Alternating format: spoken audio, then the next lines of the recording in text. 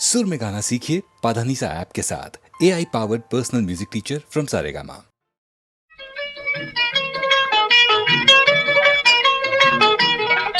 तेरी चाल पे सनम मैं तो मर गया है?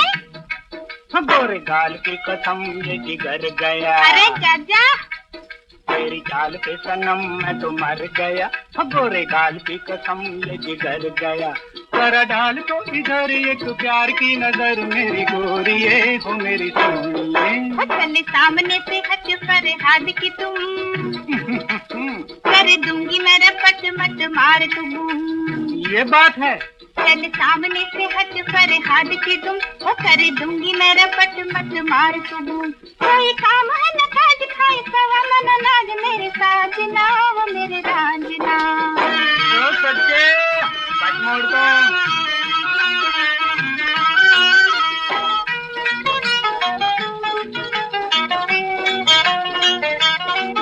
गोरे मुखड़े पे तिल और फिर ये अदा,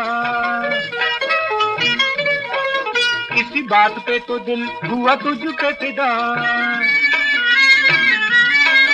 गोरे मुखड़े पे तिल और फिर ये अदा, इसी बात पे तो दिल हुआ तुझ पे फिदा। तूने मुझको न जाना मैं तो हूँ तेरा दीवाना मेरी गोरिये हो मेरी सोनिए।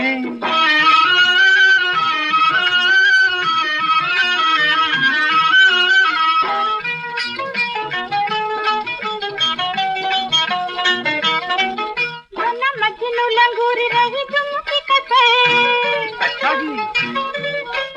बड़े खट्टे हैं अंगूर मत डाल तो नजर। बना मजनू लंगूर रही तुमकी कसर। बड़े खट्टे हैं अंगूर मत डाल तो नजर। कुछ आएगा न हाथ कभी बनेगी न बात मेरे साजना हो मेरे रांझना। कुर्बानी जमा।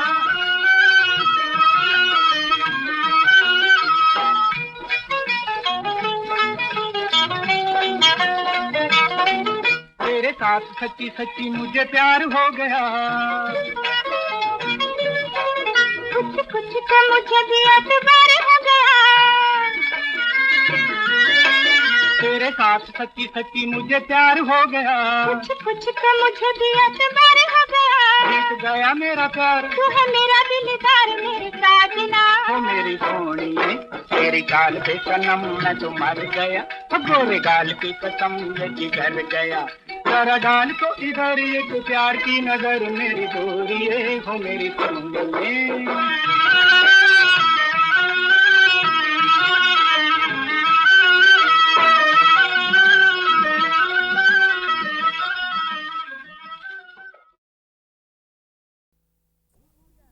डाकू दयाराम गुजर।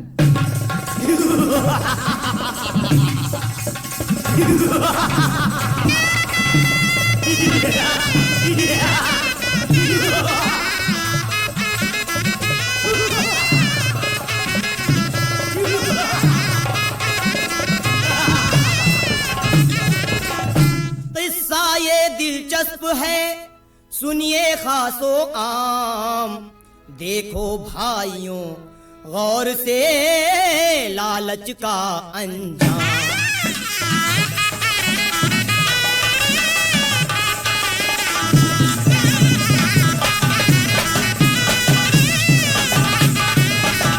लालच का अंजाम बुरा है नहीं फूलता फलता। धन दौलत के खातिर इंसान क्या क्या रंग बदलता।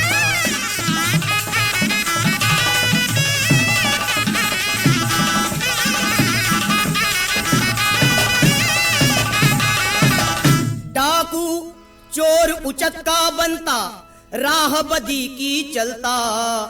लूट मार रहजनी से उसका हर अरमान निकलता।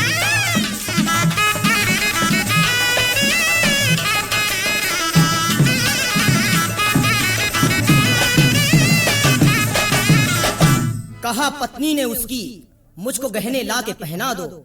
बना दो मुझको बेगम तन मेरा गहनों से सजवा दो।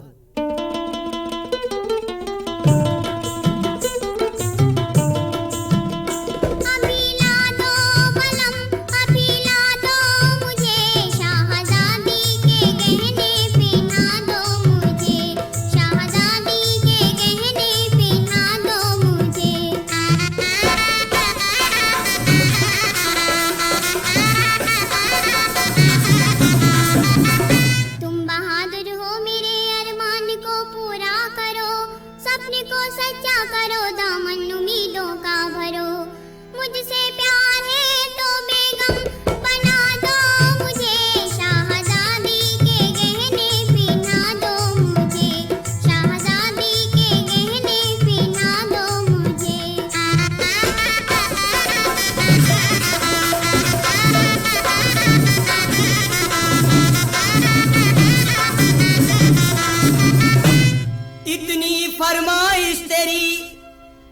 जान बड़ी ये बात, लाता तेरे वास्ते गहने रातों रात।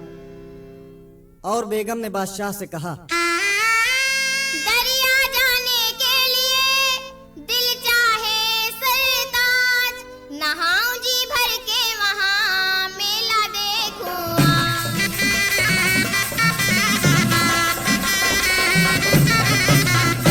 जरूर जाइए बेगम, मैं सब इंतजाम किए देता हूँ। इधर दयाराम से एक सरदार ने आकर कहा,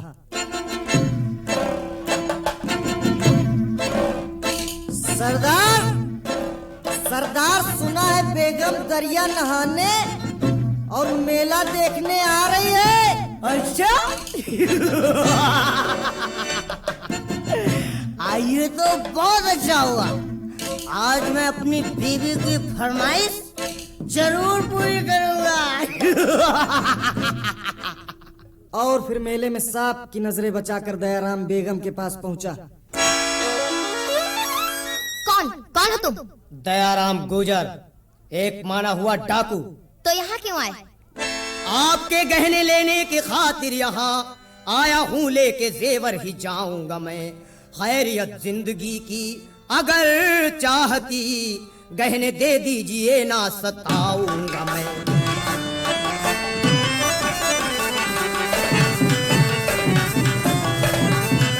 हाथ मेरे बदन को लगाना नहीं, गहने दे दूंगी खुद कुछ उजर ही नहीं। इस ढिठाई पे डाकू पने के लिए इसका अंजाम क्या हो खबर ही नहीं।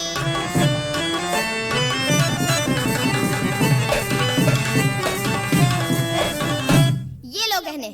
शुक्रिया। उतरवाए हैं सब गहने पिन्हाए, लाके पत्नी को।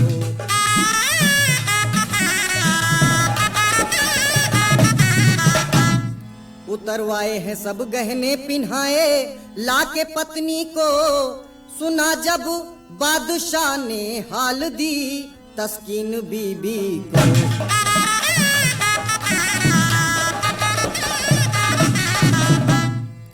गिरफ्तारी की खातिर हुक्म फौरन कर दिया जारी। दयाराम हो गया चौकस, खबर फैली जो ये भारी।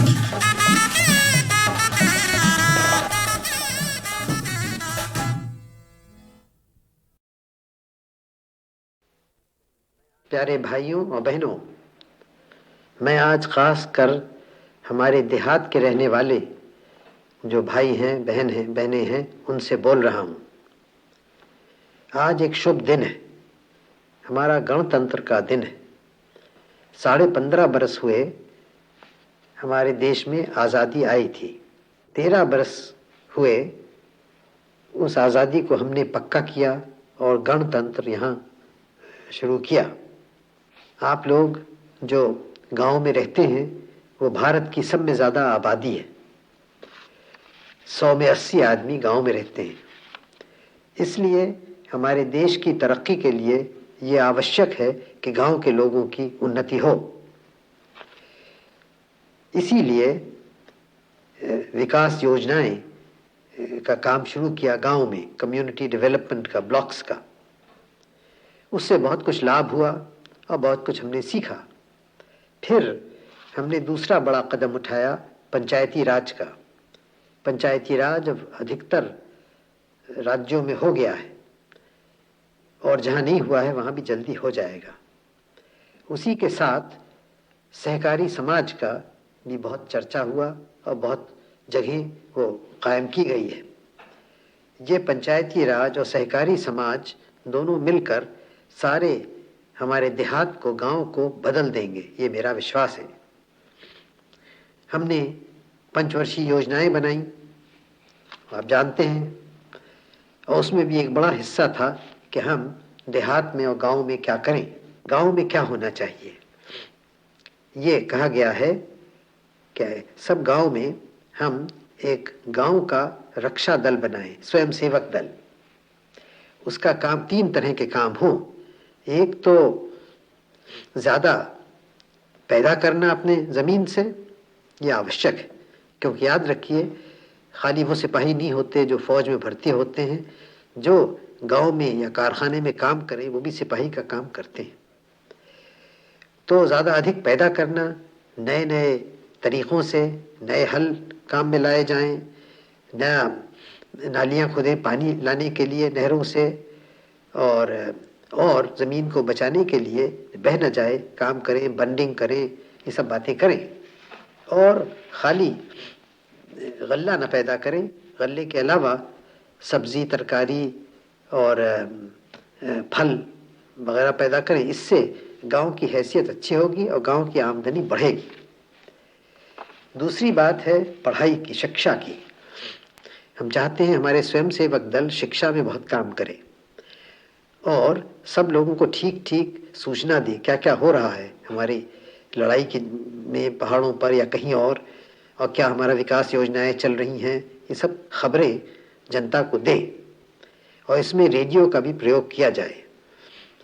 और फिर ख़ास रक्षा के लिए यूँ तो बहुत कुछ हमारे सिपाही भी देहात से आते ही हैं और होम गार्ड्स बन रहे हैं, उसमें भर्ती होवेंगे। इसके अलावा हमारे जो स्वयंसेवक हों वो रेलों को, सड़कों की, डाक और तार घरों की, तारों की रक्षा करे।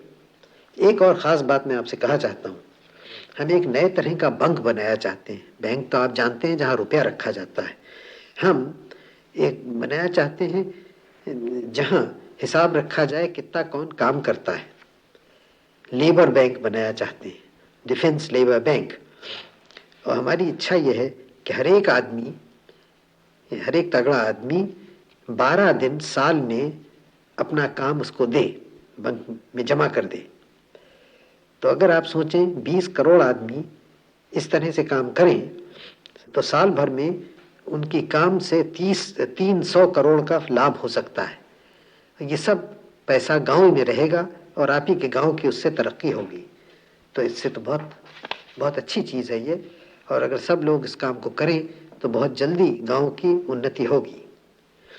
आज आप एक प्रतिज्ञा ले रहे हैं, आज शुभ दिन है और प्रतिज्ञा है जो कुछ दिन हुए यहाँ लोकसभा में हम सबों ने ली थी। ये प्रतिज्ञा में ख़ास है कि हम देश की रक्षा करेंगे और अपना कर्तव्य जो कुछ है हम करेंगे। ये बहुत ज़रूरी है और इसको आप सोच समझ के अच्छी तरह से लीजिए और फिर इस पे अमल कीजिए, इस कर्तव्य को पूरा कीजिए।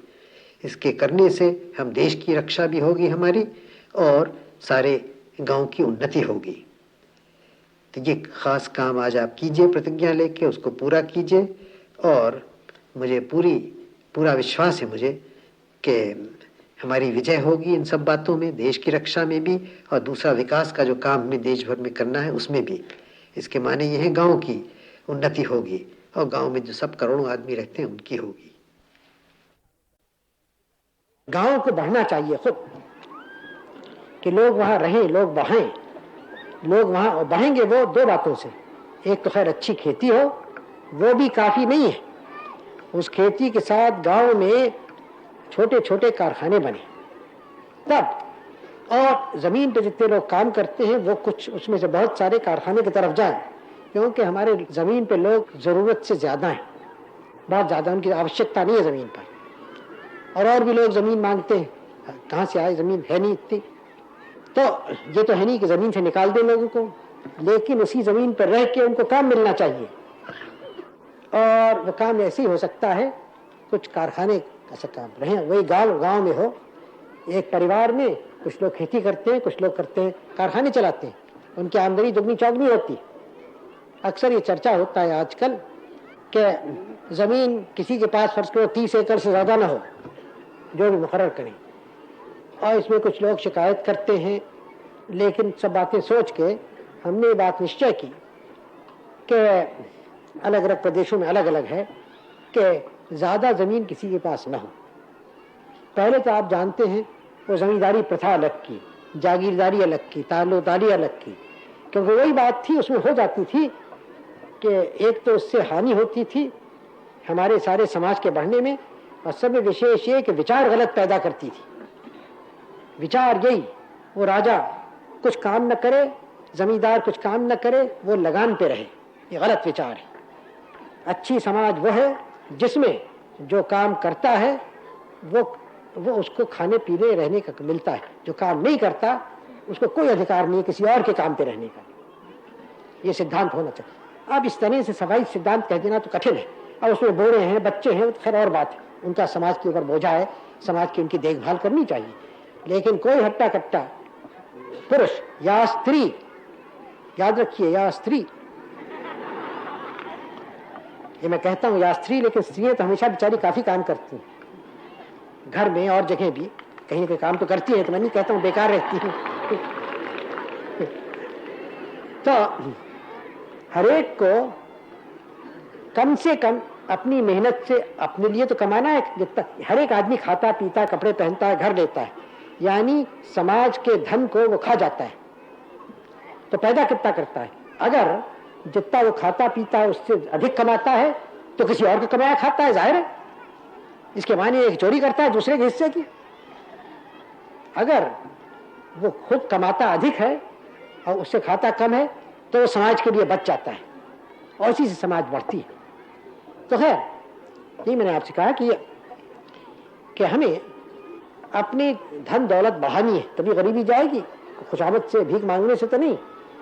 वो जमीन से हम पैदा करें धन या कारखाने से करें, दोनों से करें। और हमारे सामने प्रश्न है कैसे करें कि आजकल के जो तरीके विज्ञान ने सिखाए हैं, आज नहीं 100 बरस 150 बरस 200 बरस से चलते आते हैं, नई नई बातें निकलती हैं, हम भी सीखेंगे। और हम खाली उनकी वो बातें नहीं सीखेंगे, हम उसमें नई नई बातें अपनी तरफ से भी निकालेंगे। तब भारत बढ़ता है, तब हम यहाँ की गरीबी के प्रश्न को हल कर देते हैं।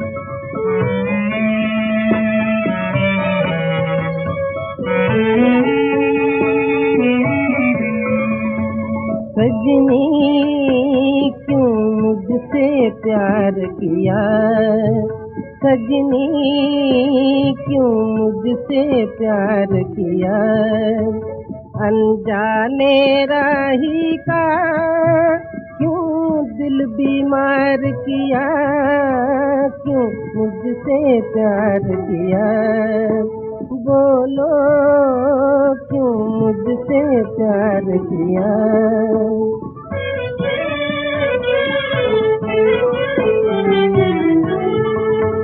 आशा के फूल खिलाए क्यों सपने मेरे जगाए, आशा के फूल खिलाए क्यों सपने मेरे जगाए, जब मिलके बिछड़ना था, जब मिलके बिछड़ना था, फिर क्यों इकरार किया, क्यों मुझसे प्यार किया, बोलो क्यों मुझसे प्यार किया।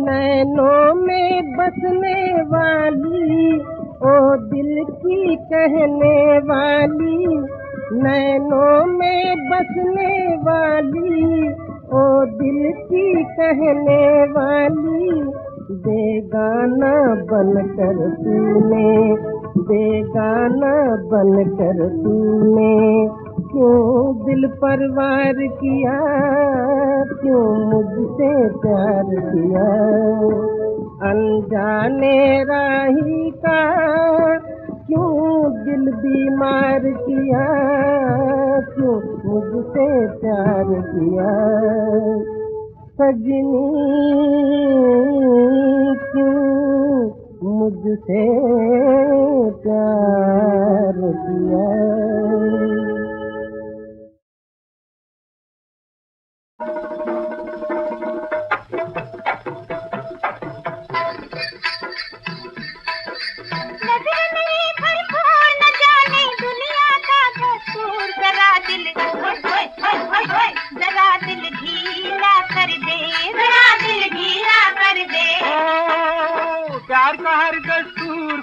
से दिल को है मंजूर, जरा दिल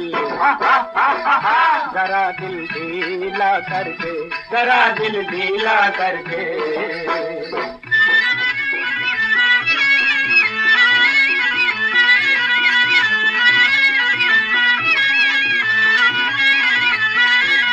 पहली मुलाकात है जी, नई नई बात है जी, आगे देखिए क्या हो।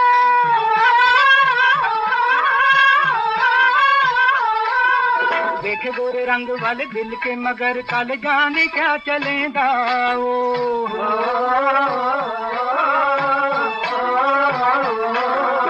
होंगे सपना काम न होगा प्यार कभी बदनाम, जरा दिल जरा दिल ढीला कर दे, जरा दिल ढीला कर दे।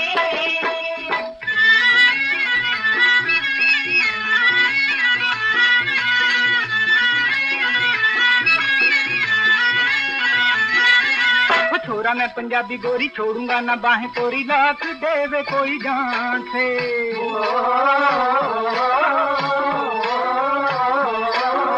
मैं भी छोरी हूँ बगानी, करूंगी वफा निराली, खेल जाऊंगी जान से।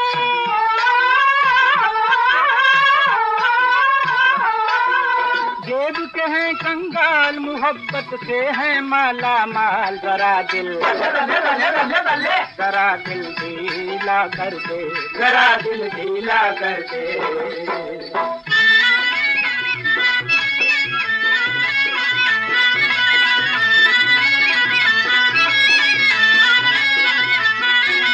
बुरा है जमाना, बड़ा एक है एक बड़ा, हर तरफ यहाँ दुश्मन।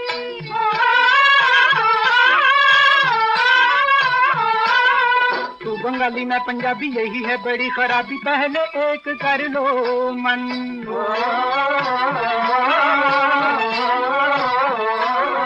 हम सब मिलकर साथ जमाने भर को देंगे माँ, जरा दिल ढीला कर दे, जरा दिल ढीला कर दे। नजर मेरी भरपूर न जाने दुनिया का दस्तूर, जरा दिल ढीला कर दे।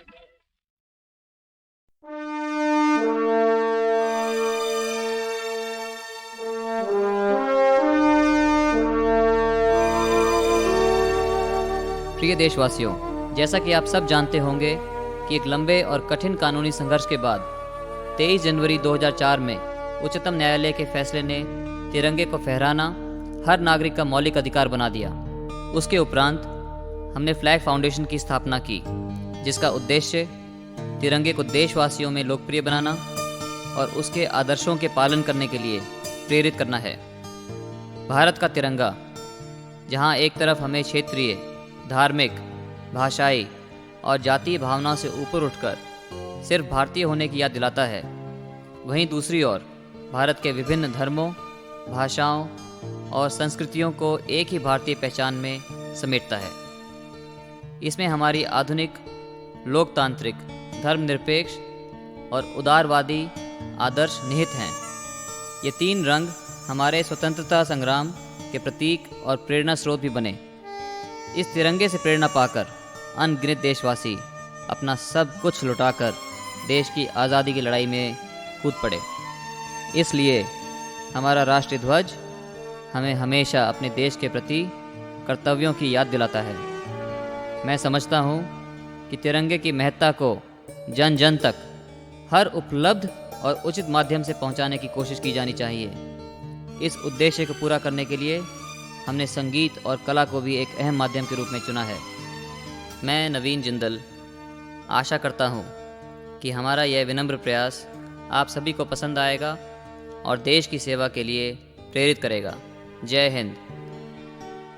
Dear Indians, through this album, we intend to spread the glory of the Tiranga and to popularize its display among more and more Indians with a sense of great pride. To spread this message, we have chosen music as a medium. We all know that music speaks a universal language and transcends cultural, social, and religious barriers. Through this collection of songs, we wish to bring the Tiranga, our national pride, as close as possible to the people of India. I, wish to thank the musicians, writers, singers, technicians, and all those people who came together and put their heart and soul into creating this wonderful music album. Jai Hind.